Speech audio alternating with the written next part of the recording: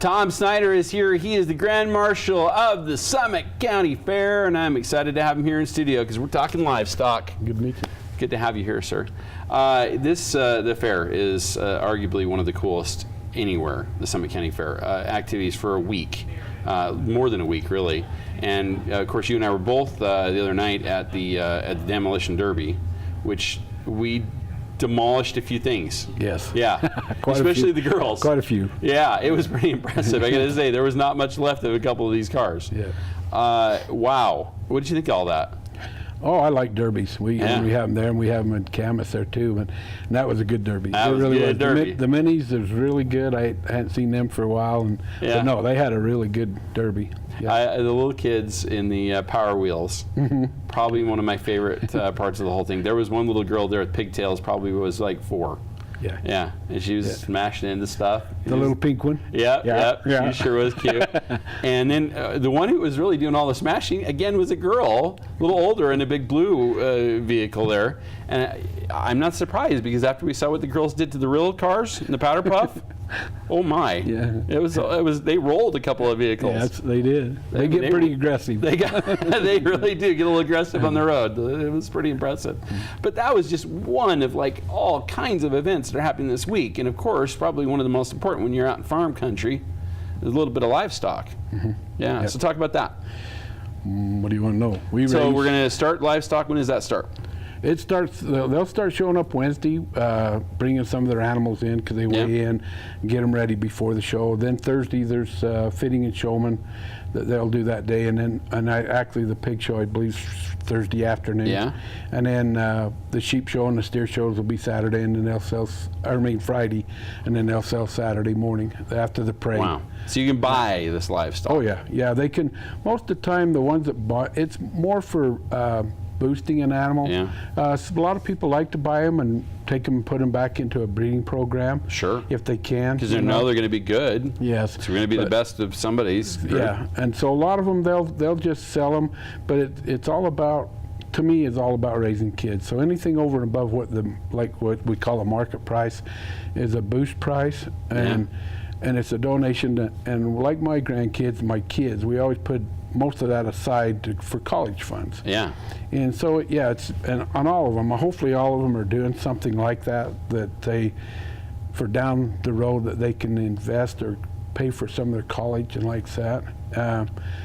So I mean, when people say, oh, they're overpriced, it's not really overpriced. We're raising kids. We're not raising animals. We're doing a lot of good with animals, but we are raising kids. I couldn't agree more. That's an important consideration here because, there's some time spent here, some quality time teaching the kids how to take care of those animals and how to help them and find the best one and kind of cull the herd, so to speak, and work towards the finest product to take to market. Yeah. There's some real great transferable skills right there.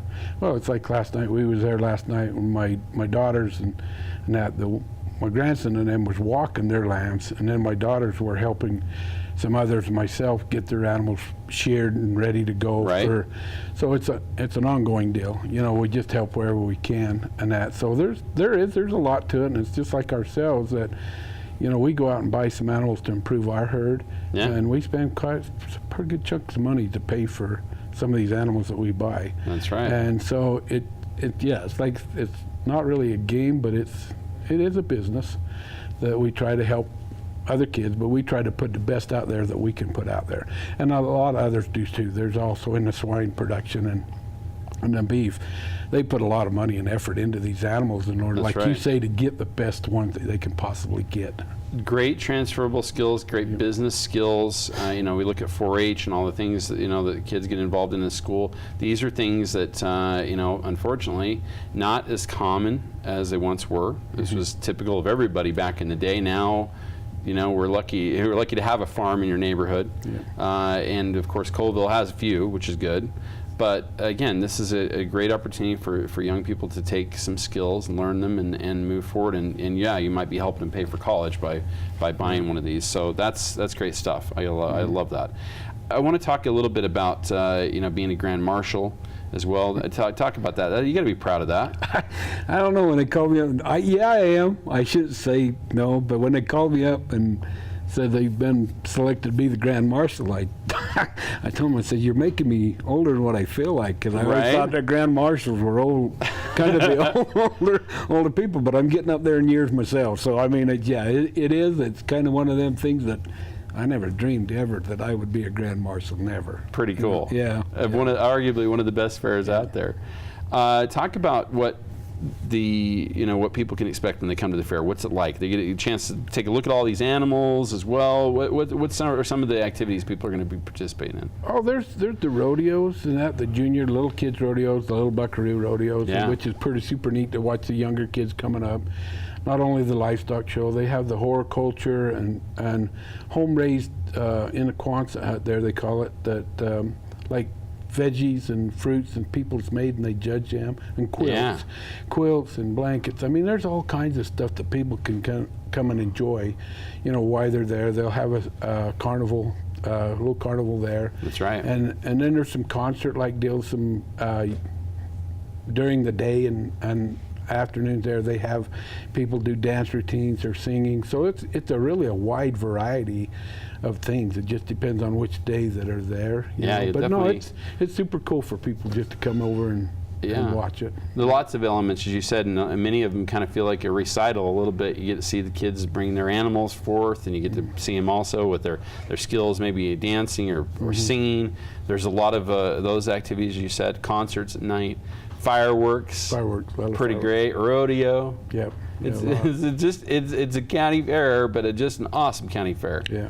And it couldn't be nicer spot either. I noticed one thing I was thrilled about was the parking, how easy that is. Parking all around that place. Yeah.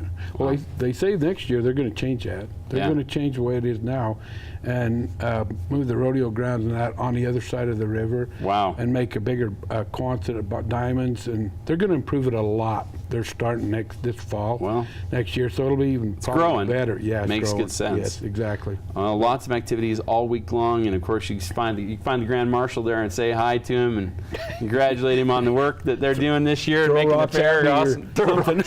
Rocks or knives or whatever. Oh, that guy.